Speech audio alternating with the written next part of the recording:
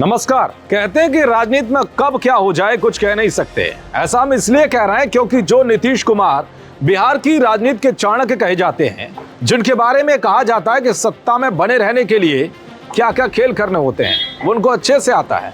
जिसका नतीजा ये भी है कि अब तक वो कुल 8 बार सीएम पद की शपथ ले चुके हैं।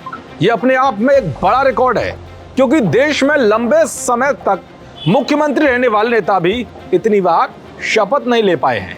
यानी कि सत्ता में बने रहने के लिए टाइमिंग के साथ कैसे पलटी मारी जाती है, उसमें नीतीश कुमार माहिर हैं। लेकिन अब यही नीतीश बाबू बुरी तरह से घबराए हुए हैं और उनके अंदर ये डर पैदा किया है असदुद्दीन ओवैसी ने। वही ओवैसी जो मुसलमानों के नाम पर अपनी सियासी जमीन को मजबूत करने की कोशिशों में लगे रहते हैं, जो खुद को मुसलमानों का सबसे बड़ा मसीहा मानते हैं।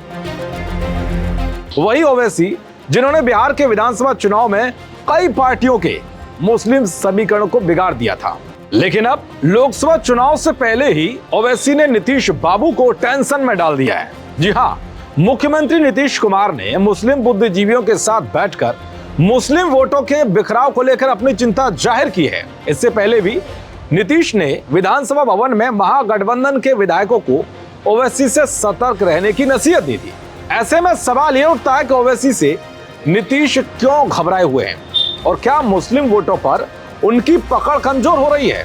दरअसल नीतीश कुमार की असल चिंता पिछले दिनों हुए उपचुनाव में एआईएमआईएम के प्रदर्शन को लेकर है। गोपालगंज में एआईएमआईएम उम्मीदवार को 12,000 से ज्यादा वोट मिले थे। बीजेपी इस सीट जीतने में कामयाब रही थी, लेकिन उसके जीत का अंतर 2,000 वोटों से भी कम था और आरजेडी प्रत्याशी दूसरे नंबर पर था। इसी तरह से कुडनी उपचुनाव में ओवैसी के प्रत्याशी को 3,000 से ज्यादा वोट मिले, लेकिन वहां नीतीश कुमार की जेडीयू प्रत्याशी को बीजेपी के हाथों 3,600 वोटों से हार का सामना करना पड़ा।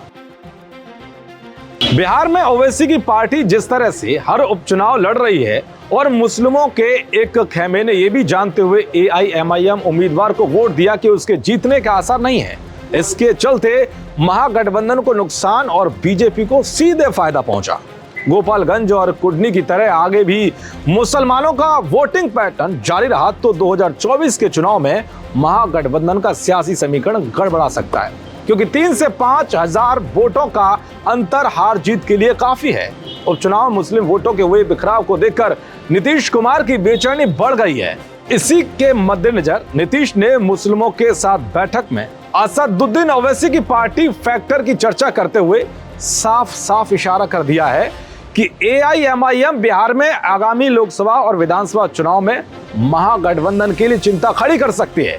ऐसे में अगर इसके बढ़ते कदमों को रोका नहीं गया तो इसका प्रभाव आगामी चुनाव में दिखेगा। इसीलिए मुस्लिम बुद्धिजीवियों से नीतीश कुमार ने ओवैसी से सतर्क रहने के लिए कहा है। दरअसल बिहार की राजनीति में 16% मुस्लिम मतदाता है, लेकिन ये कई सीटों पर राजनीतिक दल का खेल बनाने और बिगाड़ने की ताकत रखते हैं। आजादी के बाद ये कांग्रेस का परंपरागत वोट रहा है। इसके बाद लालू यादव को भी इस वोट बैंक को अपने पार्टी के साथ जोड़ने में बड़ी सफलता मिली। 2005 के बाद नीतीश कुमार के पक्ष में भी मुस्लिमों का एक तबका जुड़ा रहा, लेकिन 2020 के चुनाव में असदुद्दीन ओवैसी की पार्टी ने बिहार के मुस्लिम बहुल सीमांचल के इलाके में 5 सीटें जीतकर और 3 अन्य सीटों पर दूसरा स्थान हासिल करके नीतीश कुमार को टेंशन में डाल दिया। हालांकि एआईएमआईएम के 5 में से 4 विधायक आरजेडी में शामिल हो चुके हैं, लेकिन ओवैसी 2024 चुनाव की तैयारी में जुट गए हैं। खैर, इतना तो साफ है कि 2024 के लोकसभा चुनाव में अगर बिहार में मुस्लिम समुदाय का कुछ हिस्सा महागठबंधन से खिसक कर ओवैसी की पार्टी के साथ चला जाता है तो नीतीश कुमार के लिए बहुत बड़ा झटका होगा और ये उनके सपनों पर पानी फेरने वाला साबित हो सकता है। नमस्कार।